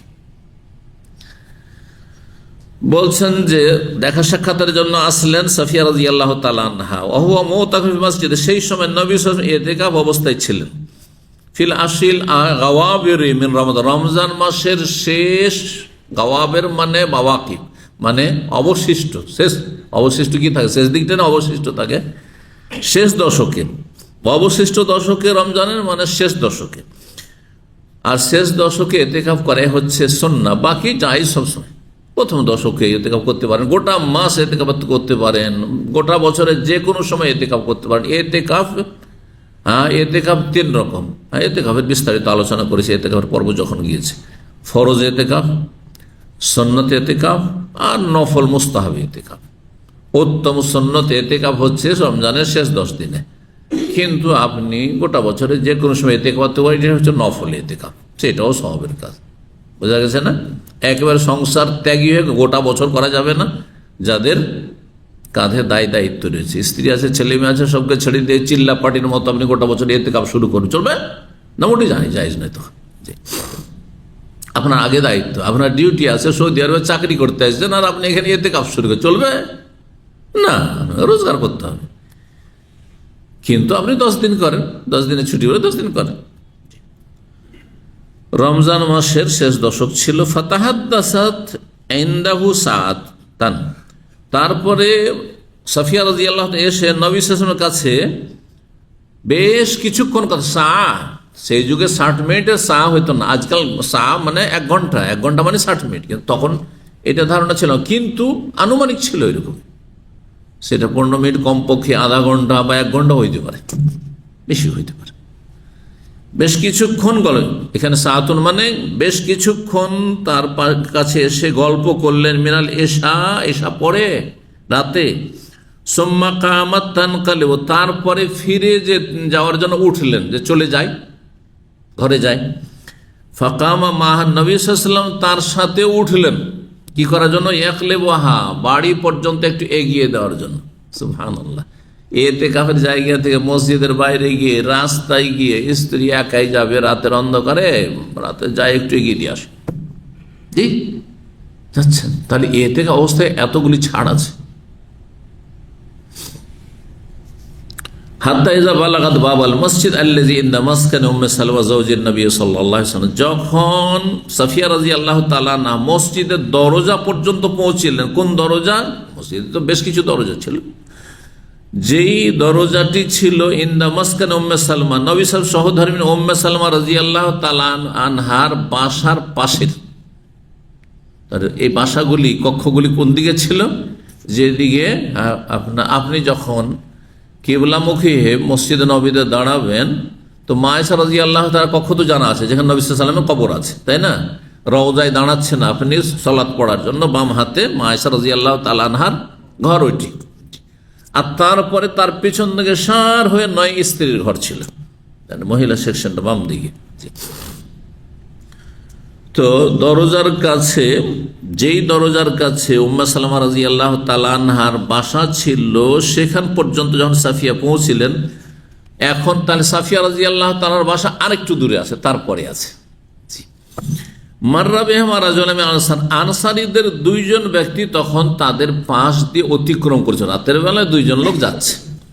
আর নবী সাল্লাল্লাহু আলাইহি ওয়াসাল্লামের সাথে একজন মহিলা মানুষ দেখে তারা কি করেছে? একটু দ্রুত হাঁটতে শুরু করেছে, একটু জোরে টান দিয়েছে। ফাসাল্লামা আলা, কিন্তু রাসূলুল্লাহ সাল্লাল্লাহু আলাইহি ওয়াসাল্লামকে সালাম বলে, রাসূলুল্লাহ সাল্লাল্লাহু আলাইহি ওয়াসাল্লামকে উভয়ে সালাম বলল। সুম্মা নাফাজা, তারপরে দ্রুত বেগে এগিয়ে যেতে লাগলো। তারা একটু জোরে এগিয়ে যেতে পারলো। বড় মানুষের সাথে যদি পরিবার থাকে, ফ্যামিলি থাকে, তো স্বাভাবিক লজ্জা লাগে, লাগে না? লজ্জা লাগবে, কিন্তু লজ্জা মানে এই না যে সালাম দেবেন না, সালাম দিয়ে চলে যান আপনি। তাই করলেন সাহাবীরা, এটি ছিল আদব তাদের মুসলিম সমাজে। ফাকালাহু রাসূলুল্লাহ সাল্লাল্লাহু আলাইহি ওয়াসাল্লাম, তখন তাদেরকে কি বললেন? তাড়াতাড়ি চলে যাচ্ছে, হ্যাঁ বুঝলেন না? আলা রিসলিকুমা, কি বললেন? আলা রিসলিকুমা, দাঁড়াও, হ্যাঁ দাঁড়াও, শোনো, তোমরা শুনে যাও কথা। তোমরা এটা ভেবে নিও না যে কি আছে না আছে, কল্পনা জল্পনা শুরু না হয়ে যায়। যদি এটা অনেক দূরের ব্যাপারে কল্পনা করা, তাই না? তারপরেও শয়তান সবসময় সুযোগ নিয়ে আছে, শয়তান সবসময় সুযোগ নিয়ে আছে। আর সেই যুগে যদি নবী সাল্লাল্লাহু আলাইহি ওয়াসাল্লাম এত সতর্কতা অবলম্বন করেন, আজকের যুগে কত সতর্কতা অবলম্বন করা উচিত। রাতের অন্ধকারে একজন মসজিদের ইমাম, একজন মাদ্রাসার শিক্ষক, একজন আলেম দেশে যদি রাতের অন্ধকারে একজন মহিলা সাথে গল্প করছে রাস্তার পাশে, অথবা মাদ্রাসার গেটের বাইরে গল্প করছে, তো অধিকাংশ লোক এই কথা ভাবে না যে তার স্ত্রী হইতে পারে, বা তার মেয়ে হইতে পারে, তার বোন হইতে পারে। ভাবি এরে এত রাতে কার সাথে গল্প করছো, হ্যাঁ তাই না? কারণ শয়তান সবসময় নেগেটিভ চিন্তা করাবে আপনাকে গুনাহগার বাড়াবার জন্য, বা আর ভালো মানুষের মান সম্মান নষ্ট করার জন্য। তো আপনাকে নেগেটিভকে চিন্তা করতে বলেছে, আপনার দায়িত্ব দেওয়া হয়েছে না? মোটেই না। যদি কেউ গুনাহে জড়িত থাকে, তো রব আছেন দেখার জন্য, বিআন্নাল্লাহ, আর আল্লাহ দেখছেন, আল্লাহ হিসাব নেবেন। আপনার কি তাতে? আপনি কেন গুনাহগার হবেন? তো ভুল ধারণা যেন না হয়। এখানে আরেকটি মাসলা, যদি আপনি দেখেন যে আমার সম্পর্কে একটা ভুল ধারণা মানুষ হইতে পারে, তাহলে সংশয় নিরসন করতে হবে, ধারণা দূর করে দিতে হবে, যাতে ভুল ধারণা না হয়। রাসূলুল্লাহ সাল্লাল্লাহু আলাইহি ওয়াসাল্লাম বললেন, থামো, দাঁড়াও, ইন্নাহা হিয়া সাফিয়া বিনতু হুয়াই, ইনি কিন্তু সাফিয়া বিনতে হোয়াইয়ের কন্যা সাফিয়া আমার সহধর্মিনী। জি, ভাবিও না যে অন্য কোনো মহিলা আছে। কালা, তখন ওই দুই আনসারি সাহেব বলে, সুবহানাল্লাহ ইয়া রাসূলুল্লাহ, সুবহানাল্লাহ কি বলেন আপনার সম্পর্কে? আশ্চর্য হওয়ার বিষয় না? জি, তো অবাক হলে সুবহানাল্লাহ বলা এই হাদিস দ্বারা প্রমাণিত হল। ও কাবর আলী হো মা কা, নবী সাল্লাল্লাহু আলাইহি ওয়াসাল্লামের এই কথাটি তাদের জন্য বড়ই অনেক বড় বিষয় হয়ে গেল যে নবী সাল্লাল্লাহু আলাইহি ওয়াসাল্লাম এই ধরনের কথা আমাদের বলছেন। এটা কি হইতে পারে যে নবী সম্পর্কে আমরা কুধারণা করব?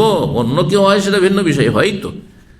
কাল নবী সাল্লাল্লাহু আলাইহি ওয়াসাল্লাম বলছেন, হ্যাঁ, ভুল ধারণা মানুষের হইতেই পারে, এই জন্য সংশয়ের তোমাদের নিরসন করছি। ইন্না শাইতান ইয়াজরি মিন ইবনে আদম মাবলাগাদ দাম, অন্য riwayate মাজরাদ দাম, শয়তান আদম সন্তানের রক্তের সাথে চলাফেরা করে, শিরায় উপশায় রক্তের সাথে চলাফেরা করতে পারে। এই জন্য মহিলাদের ইস্তেহাজা যে হয়, অতিরিক্ত ব্লিডিং, মাসিকের পরে মাসকে মাস ব্লিডিং হয়, সেখানে বলা হয়েছে শয়তানের আঘাত, শয়তানের আঘাত। তো শয়তান বাইরে থেকে কোথায় আঘাত করে? শয়তান রক্তের সাথে চলাফেরা করছে, শিরা উপশায় চলাফেরা করছে, তো শয়তান তো ভিতরে আঘাত করতে পারে। জি, এই ক্ষমতা এই যে জিন শয়তানকে দেওয়া হয়েছে। ওয়াইন্নি খাসিতু, আমি আশঙ্কা করলাম, আইয়াখযিফা ফি কুলুবিকুমা, অন্য riwayat আইয়াখযিফা ফি কুলুবিকা শাররান, তোমাদের উভয়ের অন্তরে শয়তান কোন মন্দ কথা যেন নিক্ষেপ না করে দেয়। ব্যাপারটা কি? অবশ্যই কল্পনা জল্পনা শুরু করলে কে ছিল, চিন্তারই বিষয়। আসলে তো চিন্তা করা উচিত। আর কি মানুষ এরকম করে? জি না, কখনো না। যার বাহ্যিক কোনো স্পষ্ট বড় খারাপ কিছু প্রমাণ নেই, তার সম্পর্কে সবসময় সুধারণা রাখতাম।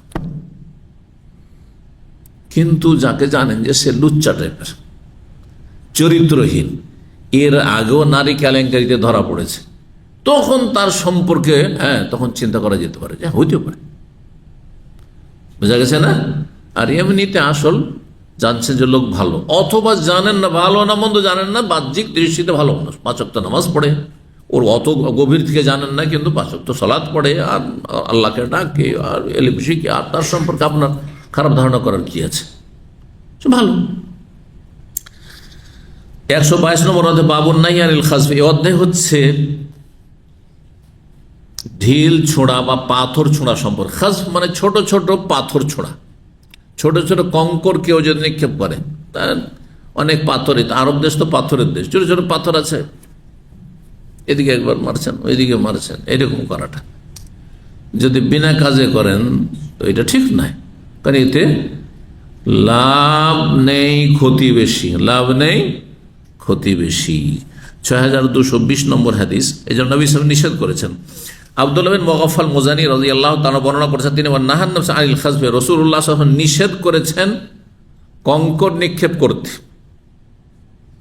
নিক্ষেপ কঙ্কর হোক অথবা ঢিলা হোক, ছুড়তে বিনা কাজে, কিন্তু প্রয়োজনে করা যাবে না। এখন গাছ থেকে আপনি পেয়ারা পাড়বেন, আম পাড়বেন, মারতে হবে আপনার, ঢিলা মারবেন না, জায়েজ আছে, প্রয়োজনে জায়েজ আছে, কিন্তু দেখতে হবে যে আশেপাশে কোনো মানুষ না থাকে, কারো ক্ষয়ক্ষতি না হয়, বা আমি মারলাম এদিক থেকে আর কারো বাড়িতে গিয়ে পড়ে গেলে এমনটা না হয়, এগুলো খেয়াল রাখতে অবশ্যই রাখতে হবে। যে নিষেধ করেছেন কেন বলছেন, আর বলেছেন এই কথা, ইন্নাহু লা ইয়াকতুলুস সাইদ, কারণ এই কঙ্কর নিক্ষেপ করায় বা ঢেলা ছোড়াই কি হয় না, কোনো শিকার মারতে পারে না। আপনি ছোট ছোট কঙ্কর দিয়ে মারবেন, একটা পাখিও মারতে পারবেন না, একটা খরগোশও মারতে মরবে, কিছু হবে না, তাহলে আপনার শিকার করা হইল না। আপনি কোনো শিকারকেও মারতে পারলেন না। ওয়ালা ইয়ানকাউল আদু, আর দুশ্মনকে আপনি আঘাত করতে পারলেন না। কি হবে? আপনার ছোট ছোট পাথর, ছোট ছোট ঢিলাতে দুশ্মন প্রতিহত হবে? দুশ্মনে কিচ্ছু হবে না। ওয়ালা ইয়ানকাউল আদু, দুশ্মনকে বা শত্রুকে আহত করতে পারবে না। আর ক্ষতির দিক, লাভ তো হলো না, তাহলে ক্ষতির দিক হচ্ছে ওয়াইন্নাহু ইয়াফকার, ছোট ছোট কঙ্কর যদি চোখে লেগে যায় তো চোখকে ফুঁড়ে দেবে, চোখে আঘাত করে দৃষ্টিশক্তি চলে যেতে পারে। ওই এক্সরেশন দাঁতে যদি লেগে যেত, দাঁত ভেঙে যেতে পারে, দাঁত ভেঙে যেতে পারে, ওই এক্সরেশন। 123 নম্বর অধ্যায় হচ্ছে বাবুল হামদুলিল আতেসি অধ্যায় হচ্ছে যে ব্যক্তির হাঁচি আসবে তার আলহামদুলিল্লাহ বলা। 6221 নম্বর হাদিস, এটি হচ্ছে সুন্নাহ। আনাস বিন মালিক রাদিয়াল্লাহু তাআলা তিনি বলেন আতাসা রাজুল ইনদান নবী সাল্লাল্লাহু আলাইহি ওয়াসাল্লাম, নবী সাল্লাল্লাহু আলাইহি ওয়াসাল্লামের সামনে দুইজন লোকের হাঁচি পড়লো। ফাসাম্মাতা আহাদাহুমা ওয়া লাম ইউসাম্মিত আল আখার, একজনের জবাবে নবী সাল্লাল্লাহু আলাইহি ওয়াসাল্লাম ইয়ারহামুকাল্লাহ বললেন, কিন্তু আরেকজনের জবাবে ইয়ারহামুকাল্লাহ বললেন না। দুইজন লোকের হাঁচি পড়লো, একজনের জবাব নবী সাল্লাল্লাহু আলাইহি ওয়াসাল্লাম দিলেন, আরেকজনের জবাব দিলেন না। ফাকিল আল্লাহ, তখন জিজ্ঞাসা করা হলো যে এমনটা কেন করলেন ইয়া রাসূলুল্লাহ, দুজনেরই হাঁচি পড়লো কিন্তু ইয়ারহামুকাল্লাহ একে বললেন, কিন্তু একটু পরে আরেকজনের যে হাঁচি পড়লো তো ওকে ইয়ারহামুকাল্লাহ কেন বললেন না? বললেন উত্তরে হাজা হামিদাল্লাহ, এই লোকটি যেহেতু আলহামদুলিল্লাহ পড়েছে সেই জন্য আমি বললাম ইয়ারহামুকাল্লাহ, আর এই আল্লাহ শুকরিয়া আদায় করেনি, হাঁচি পড়লো চুপচাপ থেকে গেল, আলহামদুলিল্লাহ বলল, সেই জন্য তার হক হয় না যে তাকে ইয়ারহামুকাল্লাহ বলি। বোঝা গেছে না? তো ইয়ারহামুকাল্লাহ পাওয়ার জন্য কি করতে হবে? আল্লাহর শুকরিয়া আদায় করতে হবে। হাঁচি পড়লে যে কত যে শারীরিক উপকারিতা রয়েছে সেটা মেডিকেল সায়েন্স আজকাল প্রমাণ করেছে। কথা বুঝতে পারছেন না? তো আপনি যে এই নিয়ামত পেলেন যে হাঁচির মাধ্যমে আপনার শরীর হালকা হয়ে গেল, আপনার মাথা হালকা হয়ে গেল, আপনার শারীরিক অনেক উপকারিতা হইল, আপনি কই আল্লাহ শুকরিয়া আদায় করেন? আলহামদুলিল্লাহ বলেন। এই জন্য আলহামদুলিল্লাহ, এই রহস্যের কারণে আলহামদুলিল্লাহ। এই লোক আল্লাহর প্রশংসা করেছে, আলহামদুলিল্লাহ বলেছে, ওয়াহাদ আল্লাহ হামিদুল্লাহ, এই লোক যার জবাব দিলাম না সে আল্লাহর প্রশংসা করেনি, সেই জন্য ইয়ারহামুকাল্লাহ তাকে বলিনি। 124 নম্বর অধ্যায় বলছে বাবু তাসমিতুল আতিস আহমেদ আল, এই অধ্যায় হচ্ছে যে ব্যক্তির হাঁচি পড়বে তার জবাবে ইয়ারহামুকাল্লাহ বলা। তাসমিত মানে জবাব দেওয়া। কি বলে জবাব দেওয়া? ইয়ারহামুকাল্লাহ বলে যদি সে আল্লাহর প্রশংসা করে, যদি সে আল্লাহর প্রশংসা করে। এসিটা বন্ধ করতেন। 6222 নম্বর হাদিস বর্ণনা করেছেন মুআবিয়া ইবনে সুয়াইদ বিন মুকাররিন বারা বিন আযব রাদিয়াল্লাহু তাআলা, তিনি বলেন নবী সাল্লাল্লাহু আলাইহি ওয়াসাল্লাম আমাদেরকে নির্দেশ দিয়েছেন 7টি, ওয়া নাহানা আন সাবিন, আর 7টি কাজ থেকে বারণ করেছেন, 7টি হুকুম আর 7টি নিষেধাজ্ঞা। বলছেন আমাদেরকে নির্দেশ দিয়েছে বিয়াদাতিল মারিজ, রোগীর খোঁজ খবর নেওয়া, পাড়া প্রতিবেশী আত্মীয় স্বজন বা আশেপাশে যারা আছে যাদেরকে চেনেন আর যাওয়া সম্ভব, খোঁজ খবর নেওয়া সম্ভব, তাহলে রোগীর খোঁজ খবর নেবেন। সরাসরি যাওয়া সম্ভব, সরাসরি যদি সম্ভব না আর আপনার আত্মীয় দেশে আছে তাহলে টেলিফোনের মাধ্যমে, সোশ্যাল মিডিয়ার মাধ্যমে, যেইভাবে যেই যুগে সম্ভব হয় খোঁজ খবর নেওয়া। ওয়াইত্তেবায়ে জানাজা, আর জানাজার অনুসরণ করা। 2 তাসমিতুল আতিস, আর যার হাঁচি পড়বে হাঁচির জবাব দেওয়া, যদি সে আলহামদুলিল্লাহ বলে ইয়ারহামুকাল্লাহ বলে জবাব দেওয়া। ইজাবাতুদ দাঈ, আর কেউ যদি দাওয়াত দেয় তো দাওয়াত কবুল করা, যদি ওলিমার দাওয়াত হয় তো কবুল করা ওয়াজিব, আর অন্য দাওয়াত কবুল করা হচ্ছে সুন্নাত মুস্তাহাব। 5 নম্বর রাদ্দুস সালাম, সালামের জবাব দেওয়া, সালামের জবাব দেওয়া ওয়াজিব আর সালাম দেওয়া সুন্নাত। ওয়া নাসরুল মাজলুম, নির্যাতিত ব্যক্তি কারো জুলুম অত্যাচার হচ্ছে তাহলে পারলে যথাসাধ্য সাহায্য করবেন। ওয়া ইবরারুল মুকসিম, যেই ব্যক্তি কসম করেছে তাকে কসম থেকে মুক্ত করা, যদি আপনি পারেন যে তাকে তার কসমটা ভাঙতে দেব না, রক্ষা করতে পারবেন আপনি, তাহলে রক্ষা করবেন। যেমন একজন লোক বলছে ভাই আল্লাহর কসম আপনাকে বলি আজকে চলেন আপনাকে ইসলাম যেতে হবে, বলছে ভাই শরীরটা ভালো নয় যাবো না, বলছে আল্লাহর কসম বলছে আপনাকে যেতে হবে, কারণ শরীর ভালো নেই তারপরে আসেন আপনি, কারণ না হলে ওকে কি করতে হবে? কাফারা দিতে হবে, কসমের কাফারা। কয় মিসকিনের? 10 মিসকিনের, এক মিসকিনের কমপক্ষে একজনের খাবার আজকাল 15 রিয়ালের নিচে পাওয়া যাবে না, তাই না? তাহলে কত লেগে গেল? 150 রিয়াল লেগে গেল। জি, এই ছিল 7টি হুকুম। আর 7টি বিষয় থেকে নিষেধ করেছেন। 1 আন খাতামিজ যাহাবি, স্বর্ণের আংটি। স্বর্ণের আংটি পুরুষের জন্য জায়েজ নয়। কিসের আংটি জায়েজ? জি, বর্ণনাকারী সন্দেহ, অথবা হালাকাতিজ যাহাব, স্বর্ণের বালা বলেছেন, বালা জায়েজ নয়। বালা আংটি ছাড়া বালা যদি হয় রূপার তবু জায়েজ না। আমাদের দেশের ছেলে সন্তান একসব আমরা ছোটকালে দেখেছি, ছেলে হোক আর মেয়ে হোক সবকে কি করতো? বালা দিত, নারীরা দাদিরে বালা দিত, সব করে জায়েজ নয়। ওয়াল্লুবসিল হারির, আর রেশম, সাধারণ রেশম, হারির যে কোনো সাধারণ রেশমকে বলা হয়, সাধারণ রেশমের কাপড় পরিধান করা পুরুষের জন্য জায়েজ নয়। দিবাজ, পাতলা চিকন রেশম, ও সন্দোষ একেবারে মিহিন একবারে খুব ফ্যান্সি সন্দোষ আর রেশমের কাপড় বস্ত্র। ওয়াল মায়াসের, আর রেশমি জিন, মায়াসের রেশমি জিন মানে রেশমের কাপড়ের এমন একটা গদি তৈরি করতো, যেই গদিটা বাহনের পিঠে, উটের পিঠে অথবা ঘোড়ার পিঠে, বাহনের পিঠে দিয়ে তাতে মানুষ চাপত, সেটি নিষেধ করেছেন রাসূলুল্লাহ সাল্লাল্লাহু আলাইহি ওয়াসাল্লাম। কয়টি হলো এখানে তাহলে? হ্যাঁ, 5টি, আর বাকি আরো 2-1টি রয়েছে, কসি আরো কি কি, এসব নিষেধ করেছেন। 100 এরকমই এর থালা বাসন, রূপার থালা বাসন নিষেধ করেছেন। জি, 125 নম্বর অধ্যায় হচ্ছে বাবু মায়ুস্তাহ মিনাল ওতাসি ওয়া মা ইউকরাহু মিনাত তাসাউব। এই অধ্যায় হচ্ছে হাঁচি পড়া ভালো, আর হাই আসা, হাই হা করে দেওয়া, হাই আসা হচ্ছে অপছন্দনীয়। যখন অপছন্দনীয়, এতে শয়তান, জিন শয়তান হাসার সুযোগ পায়, সেই জন্য সেটাকে একটু প্রতিরোধ করার চেষ্টা করবেন, একবার বড় হা করে দেবেন না একবারে। জি, 6223 নম্বর হাদিস আবু রাদিয়াল্লাহু তাআলা তিনি বলেন, ইন্নাল্লাহা ইউহিব্বুল ওতাসা, আল্লাহ হাঁচি পড়াকে ভালোবাসেন, কারণ হাঁচি পড়লে বান্দা সুস্থ হয়। হাঁচি পড়লে শরীরটা হালকা হইলো, শরীর অ্যাক্টিভিটিস বাড়লো, সক্রিয়তা বাড়লো, আর আপনি নিজেকে সুস্থতা ফিল করছেন। দেখবেন হাঁচি পড়ার পরে মাথাটা একবারে সর্দিতে ভার ভার হয়েছিল, আর যেমনই হাঁচি পড়লো আরাম, অনেকটা আরাম। আল্লাহর বড়ই হিকমত, সুবহানাল্লাহ। ওয়াকরাহুত তাসাউব, এবং আল্লাহ রাব্বুল আলামিন অপছন্দ করেন হাই আসা। জি, ফাইজা আতাসা, সুতরাং কারো যদি হাঁচি পড়ে, ফাহামেদুল্লাহ, আলহামদুলিল্লাহ বলে, ফাহাক্কুন আলা কুল্লি মুসলিম, প্রতিটি মুসলিমের ওপর হক হয়ে যায়, সামিয়াহু, যে আলহামদুলিল্লাহ বলতে শুনবে, ইউসাম্মিতাহু, তার যেন জবাব বলে ইয়ারহামুকাল্লাহ বলে। ও আম্মা তাসাউব, পক্ষান্তর হাই আসা, ফাইন্নামা হুয়া মিনাশ শাইতান, শয়তানের পক্ষ থেকে। কারণ হাই আসা তার মানে একে ঝিমাচ্ছে, ঘুম চাচ্ছে, আর এ অলসতা চলে এসছে। হাই আসা মানে অলসতা চলে এসছে আপনার। ফালিয়ারুদ্দুহু মাস্তা, যথাসাধ্য সেটাকে রোধ করবে, যথাসাধ্য হাইকে কি করবে? রোধ করবে মুখ চেপে। ফাইজা কালা হা, যখন হাই আসে আর বড় করে যদি হা করে দেয়, তো দাহিকা মিনহু শয়তান, শয়তান দেখে তখন হাসে, আরে দেখ দেখ দেখ হা করে দিচ্ছে। কথা বুঝতে পারছেন না? শয়তানকে হাসার সুযোগ দেবেন না। 126 নম্বর আছে বাবুনি আতাসা কাইফা ইউসাম্মাত। এবার হচ্ছে যখন হাঁচি পড়বে, তো হাঁচির উত্তর কি ভাষা দিয়ে দেবেন? এখন পর্যন্ত কিন্তু ভাষাটি হাদিসে আসেনি, আমি বললাম শুধু, তাই না? ইয়ারহামুকাল্লাহ একজন হলে, যদি বহু বচন হয়, অনেক কয়েকজন একসাথে হাঁচি পড়েছে, একসাথে যাও ইয়ারহামুকুমুল্লাহ বলতে পারেন।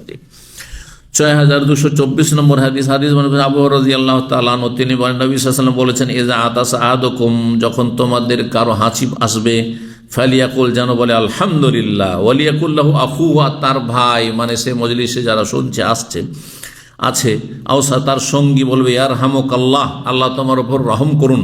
ফায়জা কাল ইয়ারহামুকাল্লাহ, যখন ইয়ারহামুকাল্লাহ বলবে, তখন যেই ব্যক্তির হাঁচি পড়েছে সে বলবে ইয়াহদিকুমুল্লাহ ওয়া ইউসলিহু বালাকুম, আল্লাহ আপনাদেরকে হেদায়েত করুন এবং আল্লাহ আপনাদের অবস্থা সুন্দর করে দিন।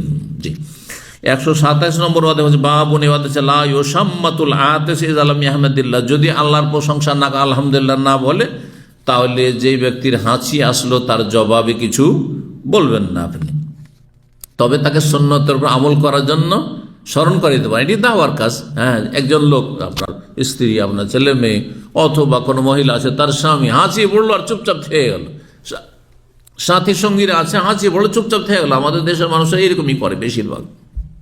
অথবা মনে মনে বলে নিল, আরে মনে মনে বললে আমি জানবো কি করে যে আপনি আলহামদুলিল্লাহ বললেন, তো আরহামুকাল্লাহ বলি আমি? তাহলে বোঝা গেল যে মনে মনে বললে সুন্নাত আদায় হবে না, একটু শুনিয়ে বলতে হবে। আশেপাশের লোক কি বলতে হবে? আলহামদুলিল্লাহ। জি, আলহামদুলিল্লাহ। তো বলছেন 6225 নম্বর হাদিস বর্ণনা করছেন আনাস রাদিয়াল্লাহু তাআলা, তিনি বলেন, আতাসা রাজুল ইনদান নবী, নবী সাল্লাল্লাহু আলাইহি ওয়াসাল্লামের সামনে দুইজন লোকের হাঁচি পড়লো, ফাসাম্মাত আহাদুহুম, একজনের জবাব দিলেন, আরেকজনের জবাব দিলেন না। তখন একজন লোক বলে, ইয়া রাসূলুল্লাহ সাম্মাত হাযা, এই লোকের জবাবে আপনি ইয়ারহামুকাল্লাহ বললেন, ওয়ালাম তুসাম্মিতনি, না ওই লোকই যেই লোকের জবাবে ইয়ারহামুকাল্লাহ বললেন না নবী সাল্লাল্লাহু আলাইহি সাল্লাম, মানে হাঁচি পড়াই। তো সেই ব্যক্তি বলছে, আমার কেন জবাবে আপনি ইয়ারহামুকাল্লাহ বললেন, আমাকে কেন দোয়া দিলেন না? কালা, তখন যেমন ইন্না হাযা হামিদাল্লাহ, এই লোক যার জবাব দিলাম ইয়ারহামুকাল্লাহ বলে, ও তো আলহামদুলিল্লাহ বলেছে, ওয়ালাম তাহমাদিল্লাহ, কিন্তু তুমি তো আলহামদুলিল্লাহ বলো নাই, তুমি তো আলহামদুলিল্লাহ বলো নাই। জি, 128 নম্বর অধ্যায় হচ্ছে বাবুন ইযা তাসাফা লিয়াযা ইয়াদাহু আলা ফিহি, যখন কারো হাই তুলবে, যখন কেউ হাই তুলবে, কেউ হাই তুলবে অথবা কারো হাই আসবে, ফালিয়াযা ইয়াদাহু আলা ফিহি, যেন হাত কোথায় রাখে, মুখে রাখবেন। সে এইভাবে রাখেন বা এইভাবে রাখেন, যেভাবে রাখুন আপনার সুবিধা। 128 নম্বর অধ্যায় 6226 নম্বর হাদিস বর্ণনা করছেন আবু হুরায়রা রাদিয়াল্লাহু তাআলা আনহু। এটি হচ্ছে সর্বশেষ হাদিস আজকে। নবী সাল্লাল্লাহু আলাইহি ওয়াসাল্লাম, ইন্নাল্লাহা ইউহিব্বুল গুতাসা, আল্লাহ হাঁচিকে পছন্দ করেন। ভালোবাসেন মানে পছন্দ করেন, কারণ বান্দা এতে সক্রিয় হয়, সতেজ হয়। আর আল্লাহ লেজি মানুষকে পছন্দ করেন না, অলসকে পছন্দ করেন না। যার মধ্যে যত বেশি অ্যাক্টিভিটিস থাকবে সেই ব্যক্তি হয় আল্লাহর ইবাদত বন্দেগীতে সক্রিয় থাকবে, আর না হলে গঠনমূলক কাজে, নিজের সংসারের কাজে, নিজের হালাল রুজি তলাশ করার ক্ষেত্রে, মেহনত পরিশ্রম করার ক্ষেত্রে, মানুষের উপকার পরোপকারী হওয়ার ক্ষেত্রে সে সক্রিয় হবে। আর অলস মানুষ দ্বারা না আল্লাহর হক আদায় করা হয়, না মানুষের হক আদায় করা হয়। বুঝতে পারছেন না? এই জন্য আল্লাহ হাঁচিকে ভালোবাসেন। ওয়াকরাহু তাসাউব, এবং আল্লাহ রাব্বুল্লাহ অপছন্দ করেন হাই আশাকে, যে কারো হাই আসুক, কারণ সেটি হচ্ছে অলসতার লক্ষণ। আর অলসতা এসছে মানে এই লোক এখন চায় ঘুমাতে, এই লোক দ্বারা আর এলেম শিখা হবে না, দার্সে বসে আছে আর হাই আসছে, তার মানে এই আর কিছু শুনছে না। হ্যাঁ, এইরকমই কেউ সলাতে আছে, সলাতের পরে জিকির আজকার, একজন জিকির আজকার করছে কিন্তু অলসতার সাথে, আর একজন জিকির আজকার করছে সক্রিয় হয়ে। অনেকে সালাম ফেরার পরে চোখ বন্ধ করে দেবে, ঘুমায়, জিমাচ্ছে না। এই জিকির ফায়দা কি হবে? জিকির আপনার আসল অন্তর থেকে হইতে হবে, আর জবানে সেটা উচ্চারিত হবে, তাহলে না আপনার জীবনে ওর প্রতিফলিত হবে, তার তাসির হবে। তো বলছেন যে আল্লাহ রাব্বুল আলামিন হাইকে অপছন্দ করেন। ফাইদা আতাসা আহাদুকুম ওয়া হামিদাল্লাহ, সুতরাং তোমাদের যে কারো যদি হাঁচি পড়ে ও হামিদাল্লাহর আলহামদুলিল্লাহ বলে, কান হাক্কান আলা কুল্লি মুসলিমিন সামিয়াহু, তাহলে এমন প্রতিটি মুসলিমের ওপর তার হক হয়ে যায় যে শুনবে, যেই মুসলিম শুনবে যে আলহামদুলিল্লাহ এই লোকটি বলল হাঁচি পড়ায়, কি হক হয়? আইয়াকুল আলাহু, তাকে সম্বোধন করে বলবে ইয়ারহামুকাল্লাহ, আপনার ওপর আল্লাহ কি করুন? রহম করুন। আচ্ছা, আপনার উপর রহম করুন, এটা সব সময় বলা চলবে না বিশেষ কোনো সময় বলা যাবে না? সালাতের ভিতরে, সালাতের ভিতরে মানুষকে সম্বোধন করলে সালাত নষ্ট হয়ে যাবে। আলহামদুলিল্লাহ বলতে তো অসুবিধা নেই, কারণ আল্লাহর প্রশংসা করে এখানে কাউকে আপনি সম্বোধন করেননি। আপনার হাঁচি পড়েছে, আপনি আলহামদুলিল্লাহ বললেন। কিন্তু মুসল্লিদের মধ্যে অনেক মূর্খ আছে, ও জানে না, ও শুধু মাসলায় জেনেছে যে কেউ যদি আলহামদুলিল্লাহ বলে হাঁচি পড়ায় তাহলে কি বলতে হবে? ইয়ারহামুকাল্লাহ। ও জানে না যে ইয়ারহামুকাল্লাহ বলে আমার নামাজটা নষ্ট হয়ে যাবে। তাহলে আপনাকে ওখানে জোরে শুনিয়ে বলা যাবে না। এই জন্য আমাদের যদি সালাতের ভিতরে হাঁচি পড়ে তো আমরা কি করি? মনে মনে বলি, মনে মনে বলি। এটা সালাতের বাইরে হলে অবশ্যই মনে মনে বলবো না, কারণ তখন শোনাইতে হবে আপনাদেরকে, বুঝছেন না? এই ভুল করবেন না। হ্যাঁ, যে আমি আলহামদুলিল্লাহ বলবো, নামাজের মধ্যে আল্লাহ শুকরিয়া আদায় করবো আলহামদুলিল্লাহ, জোরে বলে অসুবিধা রেখে। আরে জোরে বলে অসুবিধা এই যে জাহেল লোকেরা তোমাকে ইয়ারহামুকাল্লাহ বলে দিয়েছে, তাদের নামাজটাই নষ্ট করে দিবে। তো তার সালাত নষ্ট হওয়ার একটা কারণ তুমিও, তোমার অজ্ঞতাও। বোঝা গেছে না? হ্যাঁ, সতর্ক সাবধান। আলহামদুলিল্লাহ বলার ক্ষেত্রেও সতর্ক সাবধান। সালাতের ভিতরে আলহামদুলিল্লাহ বলবেন, কিন্তু মনে মনে আস্তে, পাশের লোক যাতে শুনতে না পায়। আর সালাতের বাইরে যদি হয় তাহলে আলহামদুলিল্লাহ আপনি জোরে বলুন, যাতে করে আপনি ইয়ারহামুকাল্লাহর দোয়া পান। আর ইয়ারহামুকাল্লাহ যখন বলবে তখন আপনি ইয়াহদিকুমুল্লাহ বলবেন, বা ইয়াহদিক আল্লাহ বলতে পারেন, অন্য হাদিসে রয়েছে, বা ইউসলিহ আলাইকুম বলবেন। জি, তো ইয়ারহামুকাল্লাহ, ইয়ারহামুকাল্লাহ মানে আল্লাহ তোমার ওপর রহম করুন। তোমার ওপর কার সাথে কথা বলছেন? তাহলে ওই লোকের সাথে সম্বোধন করে কথা বলছেন, আল্লাহর সাথে নয়। আর সলাতের ভিতরে যদি কোনো মানুষের সাথে কথা হয়ে যায় তাহলে সলাত নষ্ট হয়ে যাবে। জি, এখান থেকে আরেকটা মাসলা শুনে রাখেন। সালাত অবস্থায় ধরেন আপনার এমার্জেন্সি কল চলে এসছে। অনেকে এমন আছেন যে তার মালিক, বস অথবা তার ম্যানেজার, সুপারভাইজার জালেম, টেলিফোন দিচ্ছে, এমার্জেন্সি টেলিফোন দিচ্ছে। ওই সময় যদি রিসিভ না করেন তো অসন্তুষ্ট হয়ে যাও।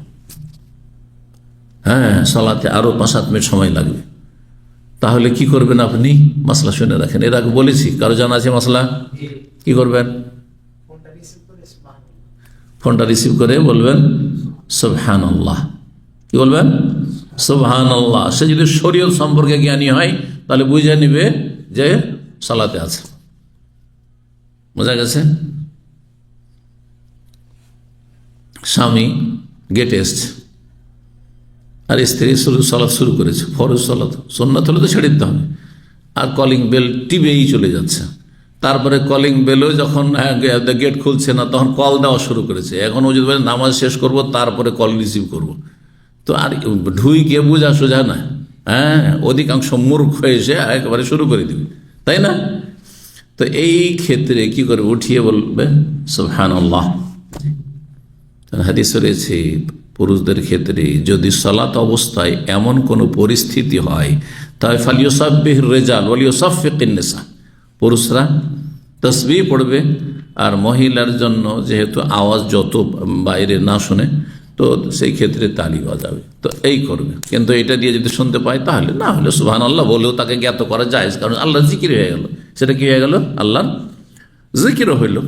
তো সালাতের অবস্থায় আল্লাহকে স্মরণ করতে কোনো অসুবিধা নেই। এমন আলহামদুলিল্লাহ বলেন, সুবহানাল্লাহ বলেন, আল্লাহু আকবার বলেন, সালাত অবস্থায় কোনো অসুবিধা নেই। কিন্তু ইয়ারহামুকাল্লাহ মানুষের সাথে কথা হয়ে গেল, ইয়াহদিকুমুল্লাহ মানুষের সাথে। মানে একজন লোক ইয়ারহামুকাল্লাহ বলে দিল, মাসলা জেনেছে শুধু এতটুকু ব্যাস, যে হাঁচি পড়লে আলহামদুলিল্লাহ, আর হাঁচির জবাবে ইয়ারহামুকাল্লাহ আর এক লোক বলে দিল অজ্ঞতায় নামাজের অবস্থায়। এ ভাবলো যে ইয়ারহামুকাল্লাহ যখন বললো তো আমিও ইয়াহদিকুমুল্লাহ বলে দিই, তাহলে কি হয়ে গেল? সবগুলির নামাজ গেল, এরও গেল ওরও গেল, সব নামাজ বাতিল। বুঝা গেছে? মানুষের সাথে কথা হয়ে গেল। ফাইজা তাসা বলছেন ওয়াম্মা তাসা ওবু, পক্ষান্তর হাই উঠা বা হাই তোলা, ফাইন্না মুমিনাশ শাইতান, এটি শয়তানের পক্ষ থেকে। শয়তান মুমিন বান্দাকে অলস করে, ভারী করে দেয়। ফাইজা তাসা আহাদুকুম, সুতরাং তোমাদের কারো যদি হাই আসে ফালিয়ারুদ্দাহু মাস্তা, যথাসাধ্য সেটাকে রোধ করবে। ফাইন্না আহাদু ইযা তাসাবা, কারণ তোমাদের যে কারো যখন হাই আসে বা যে কোনো ব্যক্তি যখন হাই তোলে, যাহিকা মিনহু শয়তান, শয়তান তাতে হাসতে থাকে জি, যে আমি কাজ করেছি, অলস বানাতে পেরেছি। জি, আল্লাহ রাব্বুল যেন উপকারী জ্ঞান দান করেন, নেক আমলে তৌফিক দান করেন, গুনাহ খাতা আল্লাহ মাফ করেন, এবং আল্লাহ রাব্বুল আমাদের ফরজ নফল যেন কবুল করেন। সমস্ত হারাম নাজায়েজ অপছন্দনীয় কথা কাজ থেকে আল্লাহ আমাদের বেঁচে থাকার তৌফিক দান করেন। রব্বুল আলামিন এই মাহে রমজান 1447 হিজরিতে আল্লাহ যেন তার সন্তুষ্টি আমাদেরকে দান করেন এবং জান্নাতুল ফিরদৌস দান করেন, জাহান্নামের আযাব থেকে রক্ষা করেন। আল্লাহ রব্বুল আমাদের আপনজন, প্রিয়জন, ভাই বোন, আত্মীয় স্বজন, মুসলিম ভাই বোন সকলকে আল্লাহ যেন ভালো রাখেন। যারা মুসলিম সমাজের পথভ্রষ্ট পাপী আল্লাহ তাদেরকে হেদায়েত দান করেন। যারা ভালো মানুষ তাদের দিন দুনিয়ায় আল্লাহ যেন আরও বেশি অফুরন্ত বরকত দান করেন। সুবহান রাব্বিকা রাব্বিল ইজ্জাতি আম্মা ইয়াসিফুন ওয়া সালামুন আলাল মুরসালিন ওয়ালহামদুলিল্লাহি রাব্বিল আলামিন।